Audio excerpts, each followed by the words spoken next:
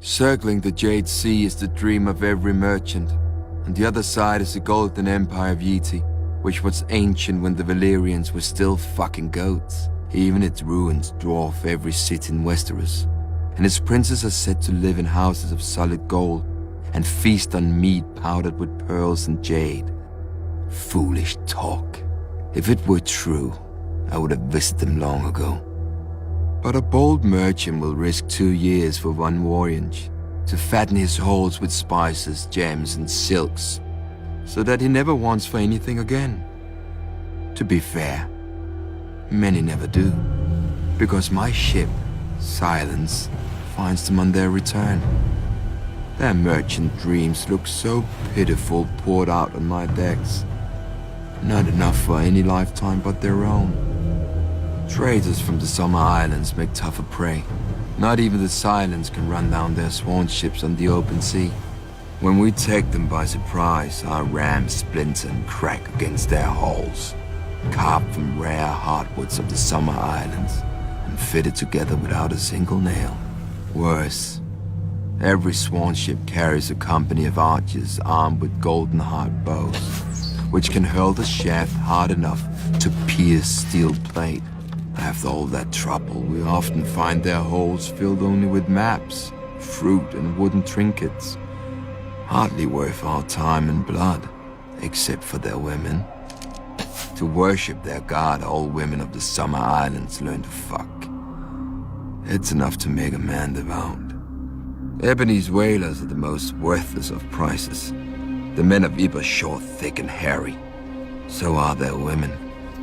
Not even tales of their six-breast can tempt men to take them. But the Ebonese know how to build ships. Their great-bellied whalers can weather any storm and withstand the assaults of the largest beasts. In battle, the Ebonese are incredibly strong, and even their blood reeks of blubber and oil, and their holds are rarely worth scrubbing our decks free of the stench. When our holds were full or needed repair, we set a course for the greatest safe harbor of the Summer Sea, the Basilisk Isles, Port Plunder, Stye, Horsegash. No map can find these towns, nor can the laws of men.